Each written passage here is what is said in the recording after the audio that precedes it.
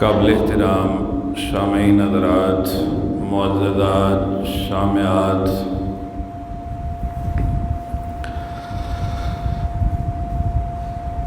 اللہ رب العالمین کی ذات سچی، اللہ کا وعدہ سچا، اللہ کا کلام سچا، اللہ کے انداز طریقے سچے سچے درست اٹل نہ تبدیل ہونے والے، ازل سے لے کر ابد تک، ابتدا سے انتہا تک، وَلَن تَجِدَ لِسُنَّتِ اللَّهِ تَبْدِيلًا، اللہ کا طریقہ، اللہ کی سنت، اللہ رب العالمین کے انداز، رحمت کے، شفقت کے، غصے کے، ناراضگی کے، وہ تبدیل نہیں ہوتے۔ بالکل اسی طرح اللہ رب العالمین اپنے بندوں کو اپنی نصرت سے، اپنی مدد سے محروم نہیں فرماتے۔ یہ اللہ کا طریقہ نہیں ہے۔ میں کہنا یہ چاہتا ہوں، جس کا نقشہ اقبال نے بھی اپنے کلام میں کھینچا ہے، دور صحابہ میں بذات خود اللہ کے رسول صلی اللہ علیہ وسلم کی موجودگی میں اگر فرشتے نازل ہو سکتے ہیں، اگر اللہ کی مدد کے لیے، اللہ کی طرف سے مدد کے لیے فرشتے آ سکتے ہیں، اور اگر آسمانوں سے فرشتے آ کر مومنوں کے ساتھ باقاعدہ ہتھیاروں سے لیس لڑائی میں شامل ہو سکتے ہیں، تو یہ منظر آج بھی ہو سکتا ہے، یہ قیامت تک بھی ہو سکتا ہے۔ اللہ کا یہ طریقہ ہے، اللہ کی یہ سنت ہے، اور اس مالک الملک نے یہ ہمیں دکھایا ہے۔ آج لوگوں نے اپنے آپ کو ایسا بنا کر پیش کیا۔ میری مثال افغانستان کے لوگوں کی ہے، جنہوں نے دین کی بنیاد کے اوپر کھڑا اپنے آپ کو کیا، پھر وہ دین پر عمل پیرا ہوئے، پھر بہت جگہ پر ان سے کوتاہیاں بھی ہوئیں، غلطیاں بھی ہوئیں، لیکن وہ اپنے اللہ کے ساتھ مخلص رہے۔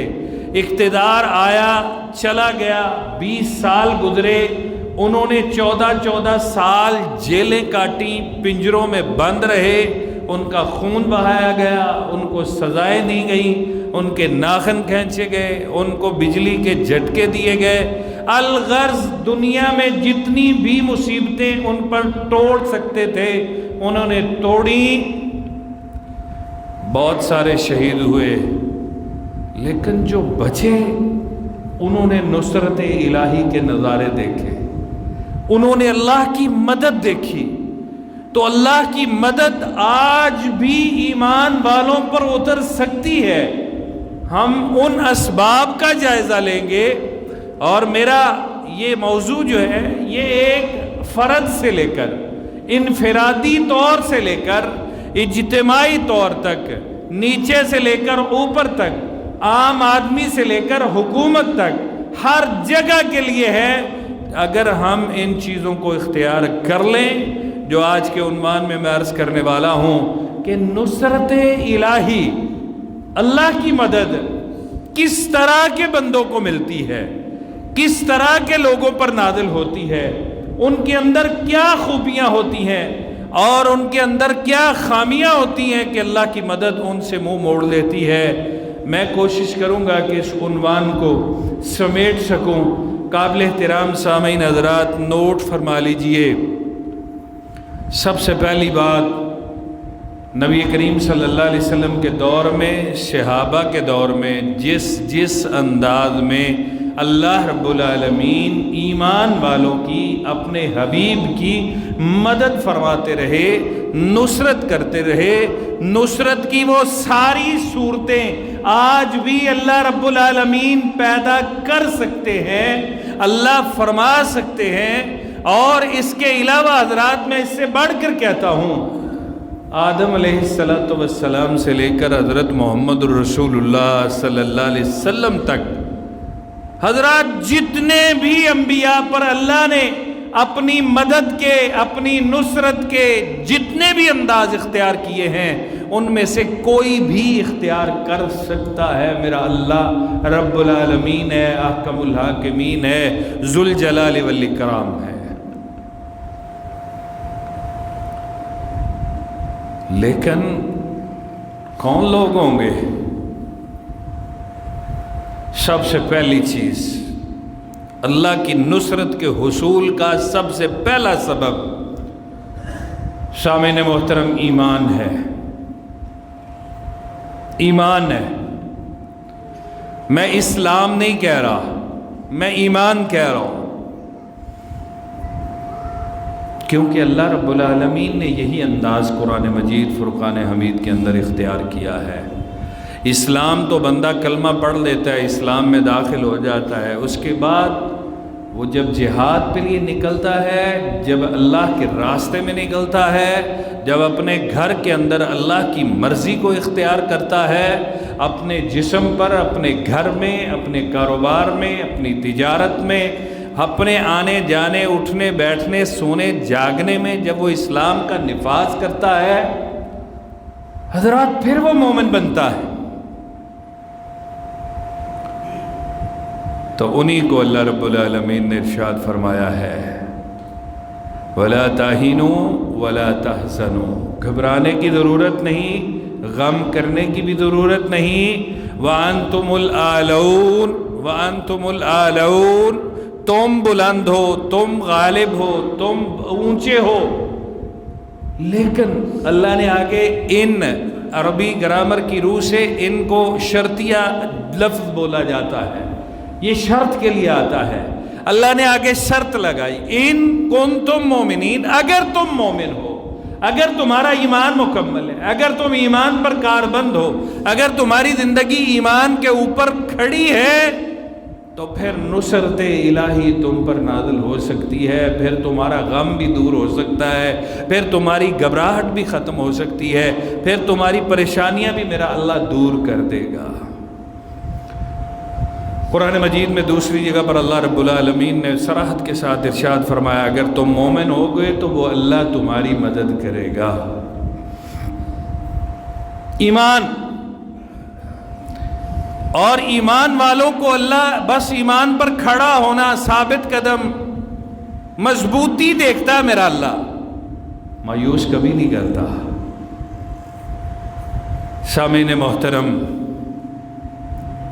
نبی کریم صلی اللہ علیہ وسلم کے ساتھ جو لوگ تھے وہ ایمان والے تھے، اور عرش والے رب نے پھر جہاں پر بھی ان کو ضرورت پیش آئی، جہاں پر بھی انہوں نے اپنے رب سے رابطہ کیا، عرش والے رب نے کسی بھی لمحے، اور میں آج دعوے کے ساتھ عرض کرتا ہوں، واللہ میں تو یہ محسوس کرتا ہوں کہ ہمارا ایمان بھی اس پائے کا مکمل نہیں ہے، لیکن ہم دعوے دار ہیں ایمان کے، ہمارے اللہ کی مدد ہمارے لیے پھر بھی لمحہ بلمحہ، اس طرح سے میرا اللہ اپنی نصرت سے ہمیں، اپنی مدد سے ہمیں نوازتا ہے کہ ہماری عقل حیرت زدہ رہ جاتی ہے، دنگ رہ جاتی ہے۔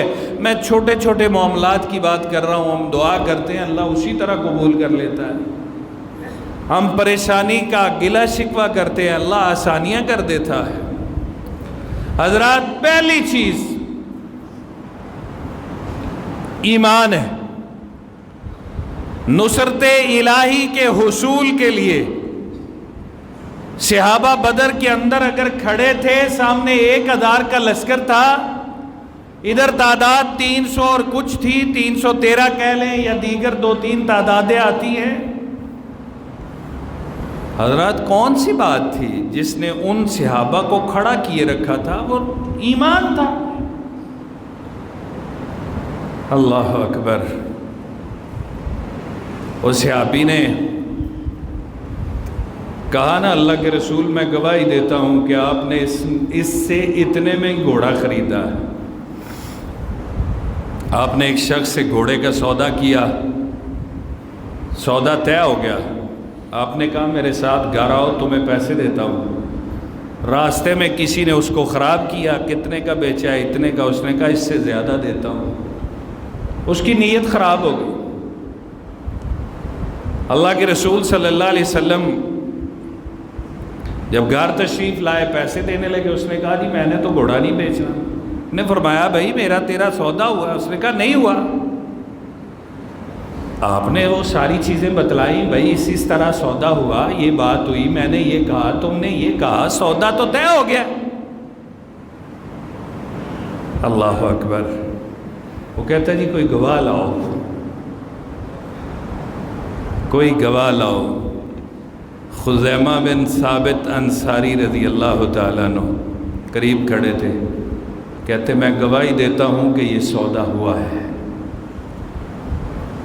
وہ لاجواب ہو گیا۔ نبی صلی اللہ علیہ وسلم نے پیسے دیے، وہ چلا گیا تو آپ نے خزیمہ سے پوچھا، خزیمہ تو وہاں موجود نہیں تھا، تو نے کیسے گواہی دی؟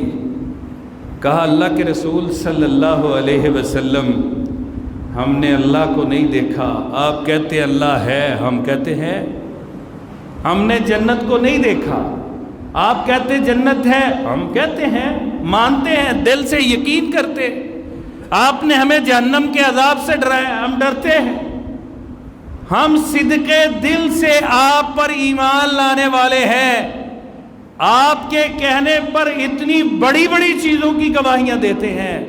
گھوڑے کی خریداری تو چھوٹی سی بات ہے، آپ نے کہا ہوا ہے، میرا ایمان ہے ہوا ہے۔ ایسے لوگ تھے حضرت محمد رسول اللہ صلی اللہ علیہ وسلم کے ساتھ، جنہوں نے یہ کہا تھا، جب مشاورت ہوئی نا تو رسول اللہ صلی اللہ علیہ وسلم پوچھتے ہیں تمہارا کیا مشورہ ہے؟ مہاجرین جن کی تعداد 313 میں سے صرف 86 تھی یا 73 تھی، انہوں نے کہا اللہ کے رسول ہم آپ کے ساتھ لڑیں گے، ہم آپ کے ساتھ جئیں گے، ہم آپ کے ساتھ مریں گے۔ آپ صلی اللہ علیہ وسلم نے دوبارہ پوچھا تمہاری کیا رائے ہے؟ سبھی صحابہ موجود تھے۔ اصل میں نبی صلی اللہ علیہ وسلم کی خواہش اور چاہت یہ تھی کہ انصار اپنی رائے دیں، کیونکہ لشکر کا بڑا حصہ انصار پر مبنی تھا، 250 کے قریب انصار سے آباد تھا۔ رسول اللہ صلی اللہ علیہ وسلم نے جب تیسری بار کہا نا تو حضرت سعد بن معاذ رضی اللہ تعالیٰ عنہ انصار کے سردار تھے، کمال کے دانا سردار تھے، کہتے اللہ کے رسول میں محسوس کر رہا ہوں کہ آپ انصار سے کچھ سننا چاہتے ہیں۔ پیارے پیغمبر آپ ہمیں پہاڑوں سے کودنے کا حکم دے دیں، ہم چھلانگ لگا دیں گے، آپ آگ میں جو ہے کودنے کا حکم دیں، ہم آگ میں چھلانگیں لگا دیں گے، اور آپ سے اسی طرح پانی کا بھی کہا کہ سمندر میں آپ ہمیں جو ہے وہ کودنے کا حکم دیں، ہم چھلانگیں لگا دیں گے، اور آپ سے یہ بھی نہیں پوچھیں گے کہ آپ نے یہ حکم کیوں دیا ہے۔ حضرات وہ اس معیار کے ایمان کے لوگ بدر کے اندر کھڑے تھے، جہاں ابو بکر جیسا ایمان ہو جس کو صدیق کا لقب ملے، جہاں عمر جیسا ایمان ہو مراد رسول ہو، جہاں عثمان جیسا ایمان ہو کہ جب بھی اللہ کے رسول صلی اللہ علیہ وسلم کسی چیز کے لیے، اسلام کے لیے مطالبہ کریں، عثمان وافر انداز سے مال پیش کر دے، علی المرتضی رضی اللہ تعالی عنہ جیسا جری بہادر دلیر وہاں پر اللہ کی مدد آئی۔ ضرورت تو ایمان کی ہے حضرات، ہم ان کے ساتھ بالکل میچ کرنے کی بات نہیں کر رہے، ہم اپنی ساری کوششیں کر کے بھی نہیں کر سکتے، وہ تو اتنے جلیل القدر ایمان کے مرتبے پر فائز تھے کہ انہیں رسول اللہ کی مجلس میں اور گھر میں ایمان میں فرق محسوس ہوتا تو وہ اپنے آپ کو منافق سمجھنا شروع کر دیتے تھے۔ لیکن ہم وہاں کوشش کریں گے، جب ہمارے ایمان کا معیار بنے گا انشاءاللہ اللہ کی نصرت آئے گی۔ اور آج ہم دنیا میں دیکھ رہے ہیں کتنی جگہوں پر جہاں کمزور مسلمان اپنے حقوق کے لیے یا اپنی عزتوں کے دفاع کے لیے کھڑے ہیں، میرا اللہ ان کی مدد کر رہا ہے۔ ایمان کے بعد حضرات دوسرا ہتھیار جو ہے اللہ کی مدد لینے کا وہ صبر ہے۔ یا ایھا الذین آمنوا اصبروا وصابروا، ایمان والو صبر کرو اور دوسروں کو صبر کرنے کے لیے آمادہ کرو، تلقین کرو، تبلیغ کرو، نصیحت کرو۔ والرابطوا، آپس میں جڑ کر رہو، اکٹھے رہو، اتحاد کے ساتھ، رابطے میں، تعلق میں، ایمان کی لڑی والے رشتے میں پروئے ہوئے رہو۔ لعلکم تفلحون، تاکہ تم کامیاب ہو جاؤ۔ کامیابی کے لیے ایمان، صبر کی تلقین اور اتحاد، اجتماع، جماعت کے ساتھ جڑے رہنا، کھڑے رہنا، اسلام کے اوپر کھڑے رہنا، ڈٹے رہنا۔ دوسری آیت مبارکہ میں اللہ نے فرمایا تاکہ تم پر رحم کیا جائے۔ جب اللہ کا رحم ہو گیا پھر سارے مسئلے سیدھے ہو جائیں گے انشاءاللہ۔ وَاصْبِرْ، اللہ کہتے صبر کرو، اللہ صبر کرنے والوں کے ساتھ ہے۔ اور حضرات نبی کریم صلی اللہ علیہ وسلم صبر کرتے تھے۔ صحابہ نے مکی دور میں جب تکلیف کا شکوہ کیا تو آپ نے کیا ارشاد فرمایا تھا؟ آپ نے صحیح بخاری کی حدیث ہے، صحابہ کو نصیحت کی۔ سابقہ انبیاء کے ساتھ اتنی ان کے ساتھیوں پر، صحابہ پر اتنی آزمائشیں آئیں کہ ہڈیوں سے گوشت، کنگھیوں لوہے کے ساتھ علیحدہ، جسم جو ہے زمین کے اندر گاڑ کر آرے سے 2 ٹکڑے، لیکن وہ لوگ ایمان پر کھڑے رہے۔ آپ تلقین کر رہے ہیں۔ اللہ رب العالمین نے یہی فرمایا نا، وَاعْبُدْ رَبَّكَ إِنَّهُ مَن يَتَّقِ وَيَصْبِرْ، جو اللہ کا ڈر، تقوی دل کے اندر لے آئے گا اور صبر کرے گا وہی ایمان والا ہے، وہی ایمان والا ہے۔ سامعین محترم، پھر انبیاء علیہم السلام ان کا اللہ نے قرآن میں تذکرہ کیا ہے۔ یعقوب علیہ السلام کا، اسماعیل علیہ السلام کا، ایوب علیہ السلام کا، ان کے تذکرے اللہ نے قرآن میں کیے ہیں۔ اسماعیل علیہ السلام، ابراہیم علیہ السلام کے فرزند، سبحان اللہ، کیا صبر ہے۔ باپ کہتا ہے بیٹا میں نے خواب میں دیکھا ہے تجھے ذبح کر رہا ہوں، بیٹا کہتا ہے ابا جی جو اللہ کا حکم ہے نا آپ کریں، مجھے صبر کرنے والا پائیں گے۔ اللہ ہماری اولادوں کو بھی ایسا بنا دے۔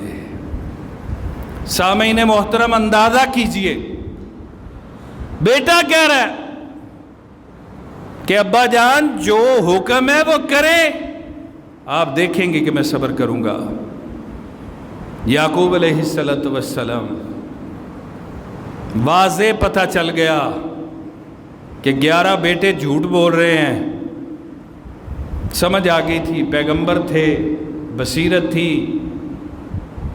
یوسف علیہ السلام کی جدائی کا غم تھا، حتیٰ کہ اس غم کی وجہ سے روتے روتے آنکھوں کی بینائی چلی گئی، لیکن اللہ کے ہاں صبر کا معاملہ رہا، بے صبری کا مظاہرہ نہیں کیا۔ پھر عرش والے رب نے وہ دن بھی دکھایا کہ آنکھوں کی بینائی بھی واپس آ گئی، لخت جگر بھی واپس آ گیا۔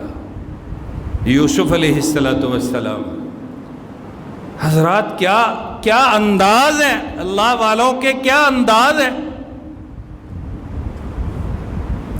کہاں سے بات چلی؟ لا شعوری زندگی، لا علمی، اتنی سمجھ کے مالک نہیں ہے کہ کنویں میں گرا دیے گئے۔ انہیں تو معلوم بھی نہیں تھا کہ میرے ساتھ میرے بھائی حسد کر رہے ہیں، وہ تو سمجھتے تھے یہ سارے مجھ سے محبت کرتے ہیں، لیکن بھائیوں کے حسد نے بھائی کو کنویں میں ڈلوایا۔ کنویں سے مصر غلام بکے، چند کوڑیوں کے عوض غلام، اور وہاں سے محل پہنچے۔ حضرات محل سے جیل پہنچے اور جیل سے پھر اقتدار میں پہنچے۔ یہ سارا صبر کا نتیجہ اللہ نے قرآن میں اس کا نچوڑ بیان فرمایا ہے۔ اور پھر اقتدار میں ہی نہیں، پھر بھائیوں نے بھی سجدہ کیا، تعظیم جو اس امت کے اندر جائز تھا، باپ نے بھی، بھائیوں نے بھی، اور وہ خواب جو بچپن میں اپنے والد محترم کو بتلائی تھی، یا ابت انی ارا فی المنام، ابا جان میں خواب میں دیکھتا ہوں۔ دوسری آیت مبارکہ ہے 11 ستارے، سورج اور چاند مجھے سجدہ کر رہے ہیں۔ باپ نے منع کیا تھا بھائیوں کو یہ خواب نہ بتانا۔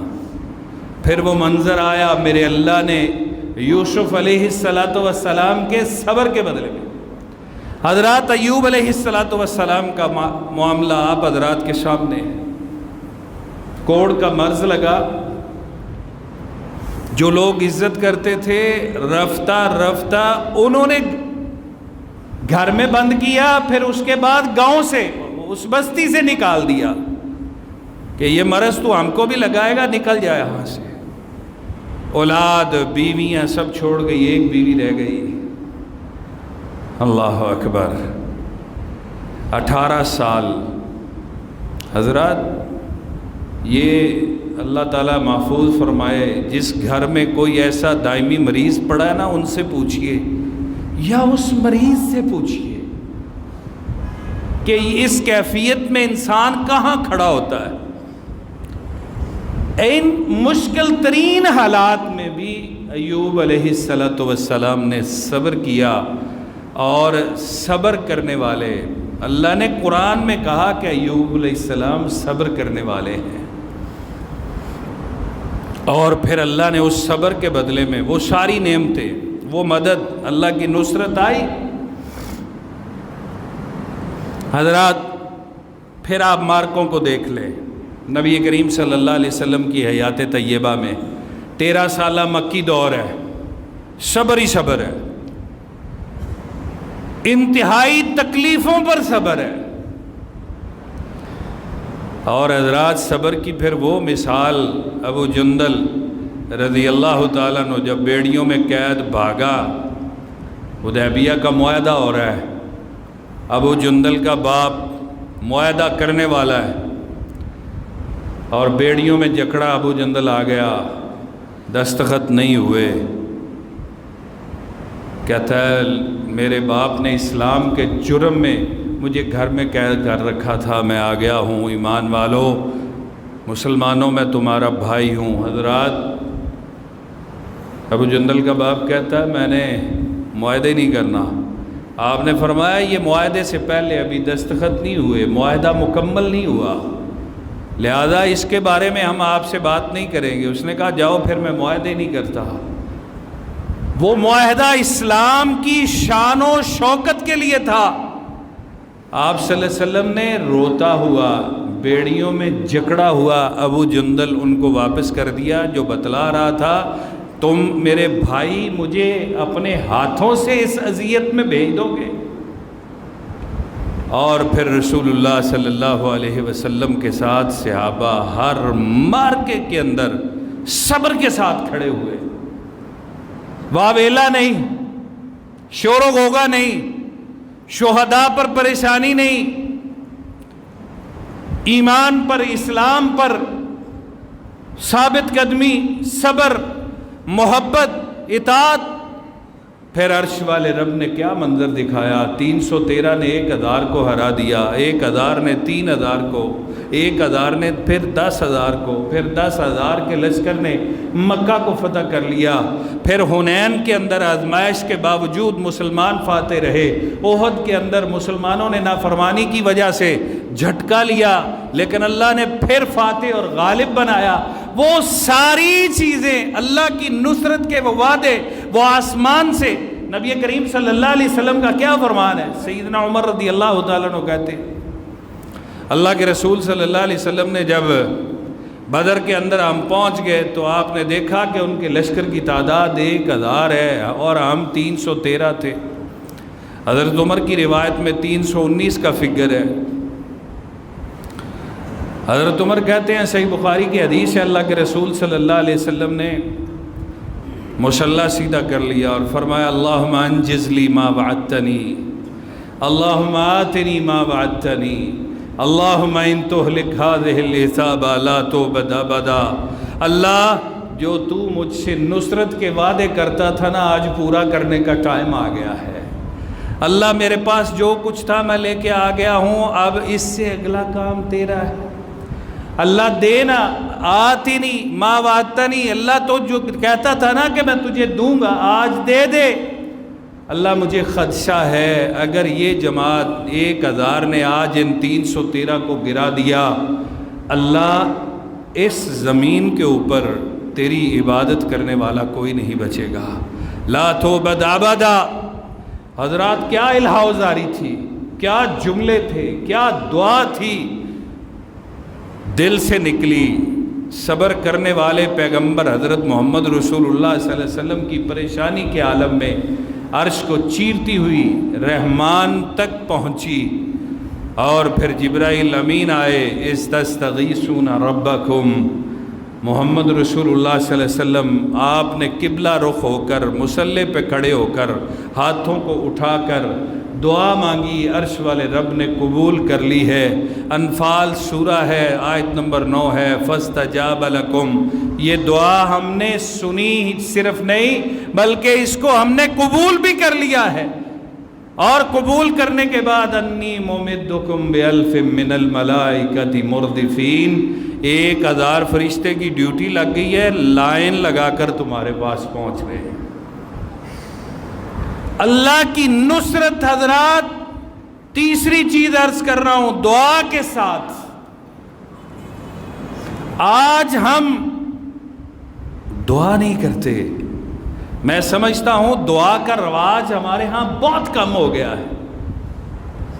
صحابہ کو چھوٹی سے چھوٹی چیز کی ضرورت ہوتی، وہ دعا کرتے تھے، حتیٰ کہ کسی کے جوتے کا تسمہ بھی ٹوٹ جاتا وہ بھی اللہ سے دعا کرتا، یا اللہ تو نہیں دینا ہے۔ ہم بڑے مسائل کے اندر دعاؤں سے خالی ہیں، ہم دعائیں نہیں کرتے، حالانکہ دعائیں اللہ کی مدد کو لازمی کر دیتی ہیں۔ طالوت اور جالوت کا واقعہ قرآن مجید کے اندر موجود ہے۔ مسلمانوں کا سپہ سالار طالوت تھا، جالوت کافروں کا سپہ سالار تھا۔ کھڑے ہو گئے، آگے دریا آ گیا، پیچھے جالوت کا لشکر ہے۔ دعا کی، کیا ہمارے رب ہماری مدد کرنا۔ سورہ بقرہ کی آخری آیات میں جو دعا موجود ہے، ربنا افرغ علینا صبرا، اللہ ہمیں صبر دے دے، صبر ہمارے دلوں کے اندر انڈیل دے۔ میں لفظی ترجمہ کروں تو یہ بنے گا، وثبت اقدامنا، اللہ قدموں کو مضبوط کر دے اور ہمیں کافر قوم پر مدد کرنا۔ اللہ نے حکم دیا، طالوت نے لشکر لیا، سارے جن کے دل میں ایک رائی کے دانے کے برابر بھی ایمان تھا، وہ سارے دریا کو کراس کر کے پار کر کے محفوظ ہو گئے، منافق سارے اس کے اندر ہی ڈوب گئے۔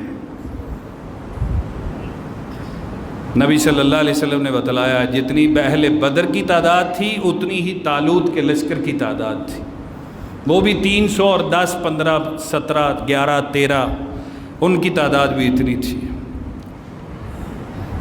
سامعین محترم، دعا اتنی زبردست چیز ہے۔ اب رسول اللہ صلی اللہ علیہ وسلم نے احزاب کے میدان کے اندر جب دیکھا کہ پورا کفر اکٹھا ہو کے آ گیا ہے، سارے کافر جمع ہو کے آ گئے، اللہ کے رسول صلی اللہ علیہ وسلم نے خندق کھودی، محصور ہو گئے۔ محاصرہ 1 مہینے تک جاری رہا۔ عرش والے رب کے سامنے دعائیں جاری ہیں، اللہم ہازم الاحزاب، اللہ لشکروں کو تو اکیلا شکست دینے والا ہے، اللہم اہزمہم، اللہ ان کو بھی مٹا دے، اللہ ان لشکروں کو بھی مٹا دے، وزلزل اقدامہم، اللہ ان کے قدم اکھیڑ دے۔ پھر عرش والے رب نے احزاب کے اندر محشور پیغمبر کے لیے ہوا کو چلایا اور ان کے خیمے اکھڑ گئے، وہ نہ جانے کہاں چلے گئے، تباہ ہو گئے، برباد ہو گئے، حتیٰ کہ صورتحال یہ بنی، محمد رسول اللہ صلی اللہ علیہ وسلم نے فرمایا الآن نغزوہم ولا یغزوننا، آج کے بعد ان کو ہمارے پاس آنے کی ہمت اور جرت نہیں ہوگی، اب محمد کریم لشکر ان کے پیچھے چڑھائیں گے۔ دعا اتنی زبردست چیز ہے، عبادت کا مغز ہے، اور لطف کی بات یہ ہے آپ دعا کے لیے ہاتھ اٹھا دیں، آپ کی دعا 3 قسموں سے خالی نہیں ہوگی، اللہ فوری پوری کر لیں گے۔ جو آپ نے مانگا آپ کو مل جائے گا، آپ کو نہیں ملا حضرات دعا کرنے کا آپ کو اجر مل گیا، جس طرح نماز عبادت ہے، جس طرح صدقہ عبادت ہے، اس طرح ہاتھ اٹھا کر دعا مانگنا بھی عبادت ہے، اس کا اجر لازم ہو جاتا ہے۔ تیسری بات، اگر آپ کو وہ چیز نہیں ملی جو آپ نے اللہ سے مانگی، اللہ نے آپ کے لیے اس دعا کے بدلے میں آخرت میں بہت بڑا انعام رکھ دیا ہے۔ اٹھے ہوئے ہاتھ اس در سے خالی نہیں جاتے، بظاہر تمہیں سمجھ آئے یا نہ آئے، لیکن اگر یہاں نہیں پورے ہو رہے تو آخرت میں۔ سامعین محترم، انبیاء علیہم السلام کی دعائیں، اور خصوصاً نبی کریم صلی اللہ علیہ وسلم کی دعائیں، پھر قرآن کے اندر ثابت قدمی کی دعائیں، سورہ بقرہ جو ہے اس کا آخر میں جو دعائیں ہیں، سورہ آل عمران کے اندر آخر میں 1-2 آیات دعائیں، ان دعاؤں کو ثابت قدمی کے لیے، اسلام پر، ایمان پر رہنے کے لیے مانگیں، انشاءاللہ اللہ آپ کی مدد کرے گا۔ یہ اللہ کا وعدہ ہے، یہ اللہ کی نصرت ہے۔ اللہ مدد کرتا ہے جب اللہ سے بندے رابطے میں ہوتے۔ اور محمد رسول اللہ صلی اللہ علیہ وسلم نے دعا مانگی، عرش والے رب نے فرشتے بھیجے، پھر صحابہ نے اس منظر کو اپنی آنکھوں سے دیکھا۔ کسی نے کہا میں کافر کے پیچھے بھاگ رہا تھا، اللہ کے رسول صلی اللہ علیہ وسلم نے فرمایا تیسرے آسمان کا فرشتہ تھا، تیرے وار سے پہلے اس کا وار ہوا، اس نے اس کو ڈھیر کر دیا۔ مشرکین مکہ کے سردار بھی کہتے تھے ہمیں تم نے نہیں ہرایا، وہ جو گھوڑوں پر تھے نا سفید لباس والے، ہمیں انہوں نے مارا ہے۔ ایمان، اسلام، اتحاد، دین، حضرات ہم نے اپنے آپ کو چھوٹے چھوٹے اختلافات کے اندر ڈال دیا ہے، ہم نے اپنی سوچوں کو محدود کر دیا ہے۔ آج مجھے میرے گھر تک، میرے اپنے چولہے تک، میری سوچ یہاں تک محدود ہو کر رہ گئی ہے، امت کے لیے کون سوچے گا؟ ایمان اور اسلام انسان کی سوچ کو چھوٹا نہیں بڑا کرتے ہیں۔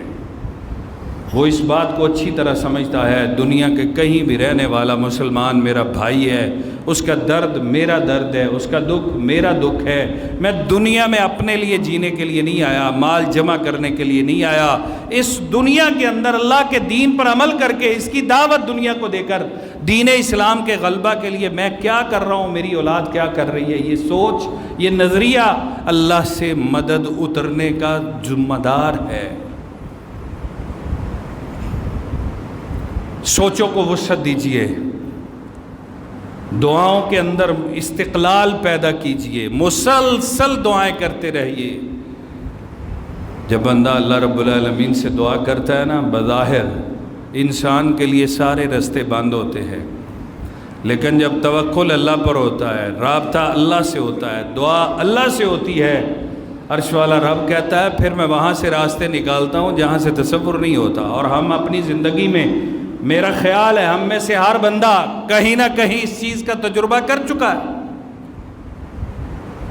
وہ دیکھ چکا ہے، اس نے منظر اپنی آنکھوں سے دیکھا ہے۔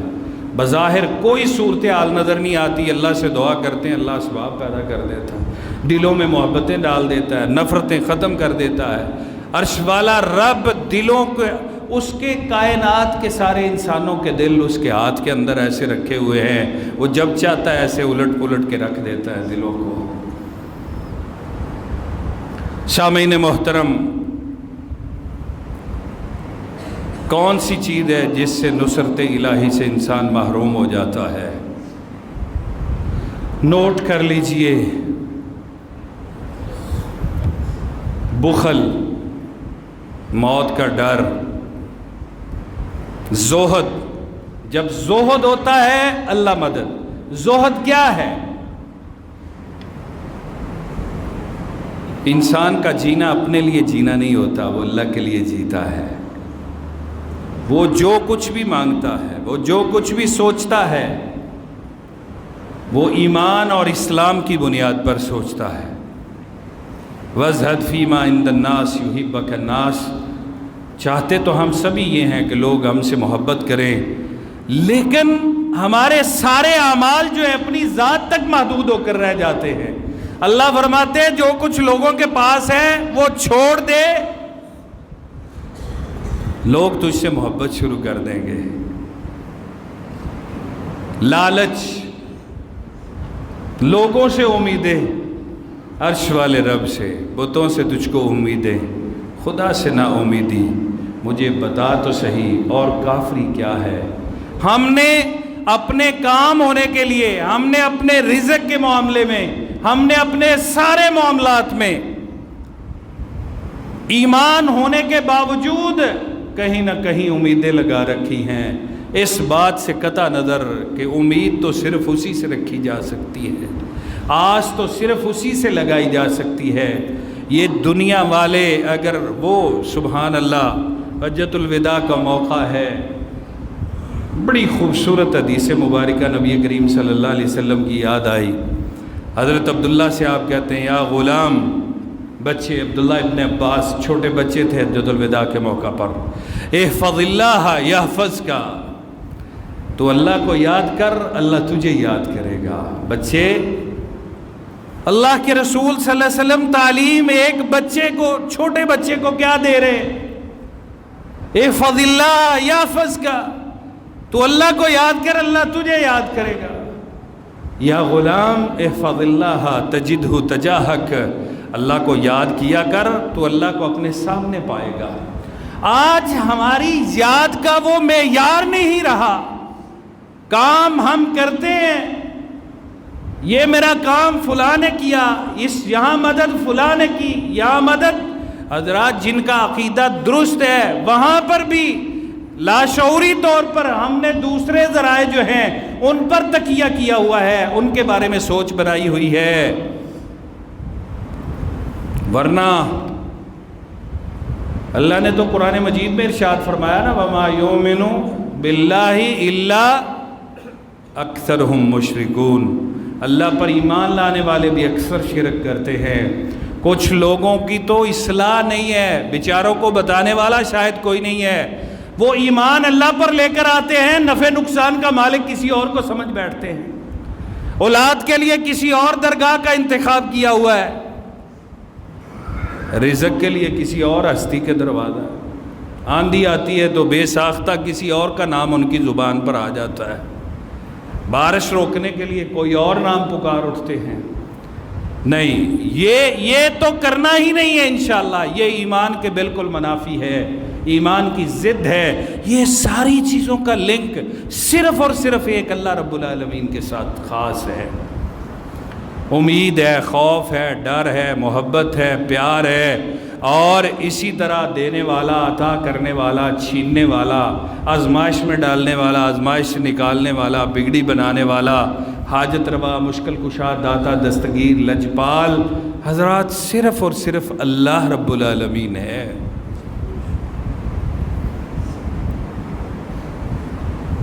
اور جب تو ان اختیارات کو لوگوں میں تقسیم کر کے امیدیں ان سے لگائے گا، پھر تو نہ رب کا بندہ ہے، نہ عرش والے کا مالک کا تو غلام بندہ ہے، تو اپنی مرضی کا بندہ ہے، تیرا کنیکشن اس سے کٹ چکا ہے۔ تیرا کنیکشن تو تب بحال ہوگا، تجھے تنگی ہے پھر بھی تیرا اللہ وہ ہے، تجھے آسانی ہے تیرا رب وہ ہے، تنگی میں تو صبر کر رہا ہے اسی کی ذات کو خوش کرنے کے لیے، آسانی میں تو شکر کر رہا ہے اس ذات کی خوشنودی حاصل کرنے کے لیے، پھر تو ہاتھ اٹھانا، دیکھنا عرش والا مہربان کیسے ہوتا ہے تجھ پر۔ حضرات یہ تصورات ہیں، آج امت ان سے خالی ہوئی پڑی ہے، آج امیدیں غیروں سے لگی ہیں، یہی وجہ ہے، ہمارے اندر بخل ہے، موت سے نفرت ہے۔ جب ایمان مکمل ہوتا ہے نا، اللہ پر یقین مضبوط ہوتا ہے، پھر مومن یبتغی القتل والموت مضانہ، وہ تو موت کو موت کی جگہوں سے تلاش کرتا ہے، وہ تو کہتا ہے میری دنیا کی آزمائش ختم ہو، میں اپنے رب کے پاس جاؤں، یہ آزمائش جتنی لمبی ہوگی گناہوں میں پڑنے کا چانس اتنا زیادہ ہوگا، گناہ کرتے کرتے اگر دنیا سے چلا گیا، نیکیاں کم رہ گئیں، کیا بنے گا؟ وہ تو اس پریشانی میں ہوتا ہے۔ یہاں لوگوں کو موت کی بات کر دے غصہ کر جاتے، کہتے ہیں تم مجھے مارنا چاہتے ہو۔ ہم نے کہا ہم کون ہوتے مارنے والے؟ مارنے والے نے تیرا وقت مقرر کیا ہے، ہم یاد دہانی کرا رہے ہیں کہ اس دنیا سے جانا ہے، کیا لے کے جا رہے ہیں؟ حضرات پھر ایمان والا موت سے نہیں ڈرتا۔ مسیلمہ کذاب کے خلاف جب لشکر گیا تھا، اس لشکر کے اندر ثابت بن قیس رضی اللہ تعالیٰ عنہ تھے۔ مارکا جاری ہے، ثابت بن قیس ایک سائیڈ پہ ہو کر بیٹھے ہوئے ہیں، صحابی ایک گیا کہتا ہے ثابت تو کیا کر رہا ہے؟ وہاں مارکا جاری ہے، نبوت کا جھوٹا دعوے دار ہے، محمد رسول اللہ کا لشکر ہے۔ اللہ اکبر، اسلام کے سارے مارکوں میں سب سے زیادہ شہداء اس مارکے کے ہیں۔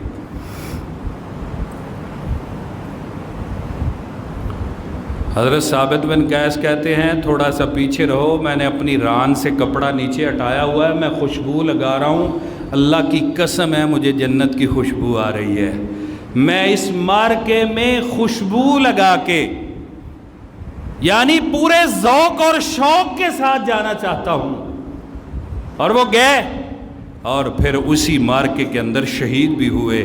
ثابت بن قیس کمانڈر تھے، ان کے بعد پھر واشی بن حرب نے مسیلمہ کذاب کو مارا، اور اس نظریے کے ساتھ گئے تھے۔ صحیح بخاری کی حدیث کہتے ہیں میں مسیلمہ کے خلاف جا رہا ہوں، میں مسیلمہ کو اسی نیزے سے ماروں گا جس سے حضرت حمزہ کو شہید کیا تھا، میرے دل میں یہ خواہش ہے کہ اللہ حمزہ والا گناہ میرا معاف کر دے۔ حضرات وہی چھوٹا نیزہ جو حضرت حمزہ کو شہید کرنے کے لیے استعمال ہوا، اسی نیزے کے ساتھ تاک کر نشانہ لگایا، سینے کو پار کرتا ہوا نیزہ آگے نکل گیا۔ ایک عورت جو اوپر کھڑی ہوئی تھی اس نے اعلان کیا، لوگو حبشی نے تمہارے پیغمبر کو مار دیا ہے۔ دنیا کے تمام نبوت کے دعوے دار جھوٹے ملعون ہیں، اللہ نے انہیں پیغمبر کی حیات میں، اس کے بعد اور آج تک ذلیل و رسوا کیا، اور انشاءاللہ قیامت تک جو جسارت کرے گا ایسے ذلیل ہوتا رہے گا۔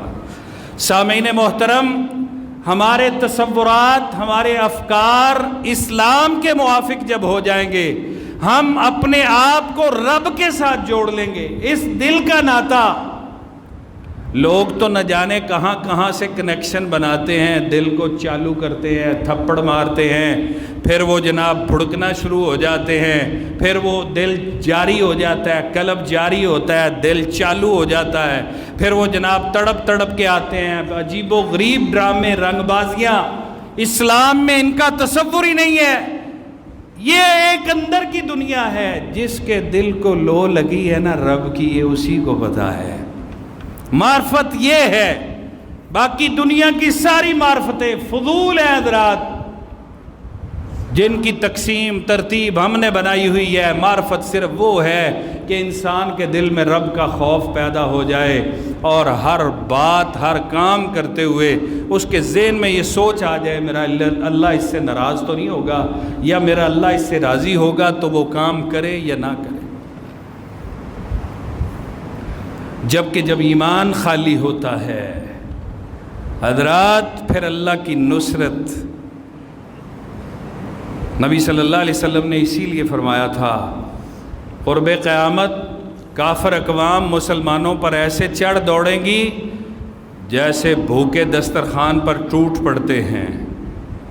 کہیں شادی کا کھانا لیٹ کھلے تو آپ نے منظر دیکھا ہوگا، اعلان کرنے والے کا انتظار ہی کوئی نہیں کرتا۔ آج وہ کیفیت نظر آتی ہے۔ سبب کیا ہے؟ وہن کی بیماری ہے۔ وہن کیا ہے؟ دنیا سے محبت ہے، موت سے نفرت ہے۔ نبی صلی اللہ علیہ وسلم نے فرمایا آج اگر ہم اللہ کی مدد لینا چاہتے ہیں، آج ہم اگر حقیقت میں اسلام پسند ہیں، آج اگر ہم مومن ہیں، بنے رب سے رابطہ جوڑیں، صرف افغانستان نہیں انشاءاللہ پوری دنیا پر اسلام کا پرچم لہرائے گا۔ سامعین محترم، ایک چھوٹی سی خبر جو کافی دنوں سے گردش کر رہی ہے کہ کوئی ایسا بل لانے کی کوشش کی جا رہی ہے کہ چھوٹی عمر کے بچے اسلام قبول نہیں کر سکتے۔ اگر ایسی بات ہے تو ہم اس کی پرزور مذمت کرتے ہیں۔ اسلام کے مزاج میں یہ بات، حضرت علی رضی اللہ تعالیٰ عنہ کی عمر تھوڑی تھی، معاذ بن عمر بن جموح جن کے بارے میں آپ نے فرمایا تھا ایک جنگ میں شہید ہوا، آپ نے فرمایا لنگڑاتا ہوا جنت میں جا رہا ہے، اور معوذ اور معاذ دونوں بھائی چھوٹی عمر میں مسلمان ہوئے، اور وہ بچہ جو یہودی کا تھا آپ سے محبت کرتا تھا، مسجد میں آتا تھا، بیمار ہوا، آپ پتہ لینے گئے، آپ نے فرمایا بچے کلمہ پڑھ لے۔ وہ چھوٹا بچہ تھا، بلکہ اس کے بارے میں آتا اس کی عمر 8 سال تھی، اس کا باپ سرانے کھڑا ہے، آپ اس کی عیادت کر رہے ہیں، موت کا وقت قریب ہے، آپ نے فرمایا بچے کلمہ پڑھ لے جنت میں چلا جائے گا۔ بچے نے باپ کی جانب دیکھا، باپ کہتا آتے ابو القاسم محمد صلی اللہ علیہ وسلم کی بات مان لو۔ بچے نے کلمہ پڑھا، روح مسافر ہو گئی۔ فرمایا چھوٹا سا عمل جنت میں چلا گیا۔ حضرات کوئی پابندی نہیں اسلام قبول کرنے کے لیے۔ ہاں میں یہ مانتا ہوں اس میں بہت ساری خامیاں موجود ہیں، اسلام قبول کروانے کے حوالے سے ہمارا رابطہ واسطہ رہتا ہے، لوگ قبول کرنے والے قبول کروانے والے بہت سارے مفادات کے پیش نظر کرتے ہیں، لیکن وہ اللہ کیا مجرم ہے، ان کا اپنا معاملہ ہے۔ ہم کسی کو اسلام قبول کرنے سے نہیں روک سکتے، کیونکہ پیدا ہونے والا بچہ اسلام کی فطرت پر پیدا ہوتا ہے۔ ماں باپ یہودی عیسائی بناتے ہیں، جب فطرت غالب آتی ہے وہ اسلام میں آ جاتا ہے۔ اللہ رب العالمین ہمیں زندہ رکھے ایمان اور اسلام پر، موت دے ایمان کی حالت میں، شہادت کی موت دے۔ اللہ ایمان والوں کی نصرت فرمائے۔ والسلام علیکم ورحمۃ اللہ۔